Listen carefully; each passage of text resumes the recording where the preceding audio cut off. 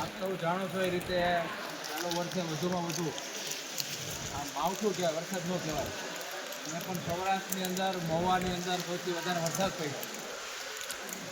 લગભગ મગફળીના પાકને ખૂબ જ મોટા પ્રમાણમાં નુકસાન એવું થયું છે કે ખેડૂતો ખેતરમાંથી મગફળી લાવીને યાર્ડમાં વેચવા આવી શકે એવી સ્થિતિ નથી, અને કદાચ લાવશે તો પણ ખૂબ જ ઓછા પ્રમાણમાં હશે. તો આવી સ્થિતિની અંદર આપણે શું કરી શકીએ એના માટે રાજ્ય સરકારમાં આપણે ચેરમેનશ્રીએ રજૂઆત કરી છે. પણ આ કુદરતી જ્યારે આફત હોય ત્યારે ગમે એટલું આપીએ તો પણ ઓછું પડે, એટલે રાજ્ય સરકાર એના નીતિ નિયમો અને ધારાધોરણો મુજબ ગઈકાલે કૃષિ મંત્રીશ્રી આવ્યા હતા અને વાત કરી છે અને યોગ્ય કરશે, અને આપણે વિશ્વાસ છે કે સરકાર ખેડૂતોની સાથે રહેશે. પણ આપણી કંઈક ને કંઈક ફરજ એવી આવી છે હવે કે આવડું મોટું મગફળીનું ઉત્પાદન આવવાનું હતું, એમાં ઘણું બધું ઘટીને આવશે. ખેડૂતોને તો હજારોથી લઈને લાખો રૂપિયા નુકસાન થયું છે, પણ આપણા વેપારની અંદર આપણે ક્યાંક ને ક્યાંક નફો થતો હોય છે, ક્યારેક નુકસાન પણ થતી હોય છે, પણ ખેડૂત જેટલી નુકસાન તો આ વખતે આપણે નહીં થાય. તો આપણે કંઈક એવો સંકલ્પ લઈએ બધા વેપારીમાંથી કે નહીં નફો કે નહીં નુકસાન. આ વર્ષ 1-2 મહિના જ્યારે આપણે સિઝન હોય તો એ રીતે વેપાર કરીએ અને વધારેમાં વધારે ભાવ મળે એવા પ્રયત્ન આપણે બધા સાથે મળીને કરવાના છે. તો આપ સૌ પાસે હું અપેક્ષા એવી રાખું કે આ એક સમય એવો છે કે ખેડૂતોને મદદરૂપ આપણે કઈ રીતે થઈ શકીએ, તો આ રીતે પણ આપણે મદદરૂપ થઈ શકીએ. તો ખેડૂતોને જે તે દિવસના યોગ્ય ભાવ મળે એવા આપણે સૌ વેપારીઓ પ્રયત્ન કરીએ એવી મહુવા યાર્ડ વતી, મહુવા વિસ્તારના ખેડૂતો વતી મારી લાગણી છે એ વ્યક્ત કરું છું. બીજું કે અત્યારે ખૂબ જ ઓછા પ્રમાણમાં આવક છે, તો સાંજ લગીમાં 6 વાગ્યામાં નવી આવક થાય એ પહેલાં માલ જે તે જગ્યાએથી ઉપાડીને તમારે સાઈડમાં જે મૂકવો હોય એની વ્યવસ્થા ઇન્સ્પેક્ટર કહે એ પ્રમાણે કરવાની એટલે રહેશે. સૌરાષ્ટ્રમાં જે 1-2 ઇંચ વરસાદ પડ્યો ને એ માર્કેટિંગ યાર્ડો પહેલી તારીખ લગી બંધ છે.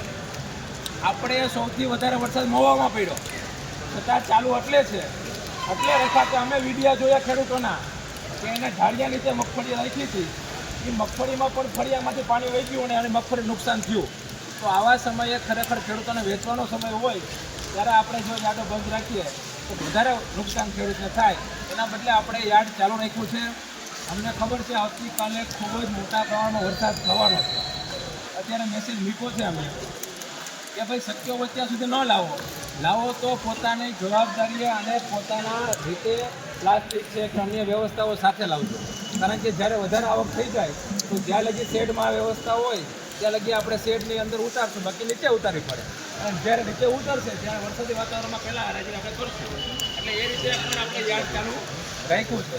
એટલે આપ સૌને વિનંતી છે, વેપારી ભાઈઓ ખાસ થોડોક માટે સહકાર આપે કે તોડાઈ જાય એટલે એક ચોક્કસ જગ્યાએ સાઈડમાં મૂકી દઈએ, જેથી કરીને ખેડૂતનો માલ છે યોગ્ય રીતે આપણે ઉતારી શકીએ અને દરરોજને માટે આપણે આવક છે એ ચાલુ રાખી શકીએ.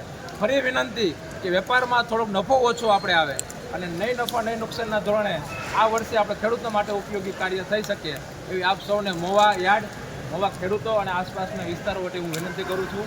જય જવાન, જય કિસાન.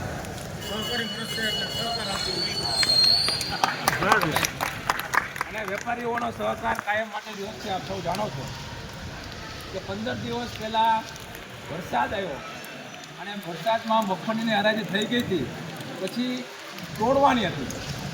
મીડિયાના મિત્રો દ્વારા એવું રિપ્રેઝન્ટ કરવામાં આવ્યું કે 3000 ગોણી પલળી ગઈ છે, 4000 ગોણી પડી ગઈ છે, પણ એમાં ઢાંકવાની પ્લાસ્ટિક વ્યવસ્થા ક્યાંક ને ક્યાંક ખેડૂતો લાવ્યા હતા નહોતી. એના માટે માર્કેટિંગ યાર્ડે પ્લાસ્ટિક લઈને આપ્યું અને જે ખેડૂતો નહોતા એ ઢગલા માર્કેટિંગ યાર્ડના કર્મચારીઓએ વરસાદમાં પલળીને આ કામ મહુવા યાર્ડની અંદર થયું. અને ગર્વની વાત એ છે વેપારીઓના સાથ સહકારથી બીજા દિવસે 1 કિલો મગફળી નહીં તોડ્યું, એક પણ વેપારી નથી કીધું ને 4000 ગોણી મગફળી તોડાઈ ગઈ હતી. એક પણ જાતનું નુકસાન ખેડૂતોને યાર્ડમાં આવીને નુકસાન થયું એવી એક પણ કમ્પ્લેન અમને નથી મળી. આ ખેડૂતનો વિશ્વાસ વેપારીઓએ યાર્ડમાં રાખ્યો છે, એટલે જ મહુવા તેમજ આજુબાજુના 100 કિલોમીટરથી મગફળી વેચવા માટે લોકો અહીંયા આવી રહ્યા છે. આ વર્ષે સહકારિતા વર્ષ અશોકભાઈએ કીધું એ પ્રમાણે કે વધારેમાં વધારે ખેડૂતને સહકાર આપશું તો ક્યાંક ને ક્યાંક ખેડૂત થોડોક બચી શકશે. અને પરિવાર બહુ મોટો હોય, આપણે બધી કાંઈ મદદ ન કરીએ પણ એને 5, 10, 20, 25, 50, 100 રૂપિયા જો યોગ્ય ભાવ વધારે મળી જાય સમયે તો એ પણ આવડી શકે.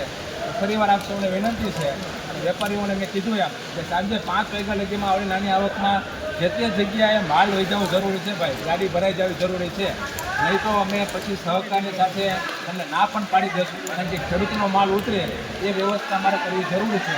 અમે તમને જગ્યા આપીએ છીએ, વચ્ચેની સાઈડમાં લાઈન કરી દેજો, કોઈને નડતરરૂપ ન થાય. ઇન્સ્પેક્ટરો આપણે એટલી છૂટી આપીએ છીએ, પણ અહીંયા ક્યાંય રહેવું ન જોઈએ ભાઈ, એ ધ્યાન રાખજો.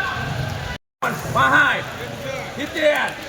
70, 71, 72, 73, 74, 75, 80 રૂપિયા, 81, 81, 82, 83, 84, 85, 86, 87, 88, 1100 પૂરા, 1101, 2, 3, 4, 5, 6, 7, 8, 9, 10, 11, 12, 13, 14, 15, 16, 17, 18, 19, 20, 21, 22, 23, 24, 25, 26 રૂપિયા, 1126, 27, 28, 29, 30, 31, 32, 33, 34, 35, 36, 1136 રૂપિયા, 1136 રૂપિયા, 37, 38, 39, 40, 41, 42, 43, 44, 45, 1151 રૂપિયા, 52, 53, 54, 55, 58, 61 રૂપિયા, 1161 રૂપિયા, 1161 રૂપિયા, સારો માલ છે ભાઈ. 62, 1162 રૂપિયા, 1162 રૂપિયા, 1162 રૂપિયા, ઢોકળિયા 1162 રૂપિયા, 3 વાર ઢોકળી. આ જ રીતે ભાઈ સાથ અને સહકાર આપજો અને ખેડૂતોને આપણે મદદરૂપ થવા માટે મોવાઈ અડ્યા પેલી પહેલ આપણે થઈ. 1162 રૂપિયા ભાવ આવ્યો છે. જોઈ શકો છો મિત્રો મગફળીની ક્વોલિટી.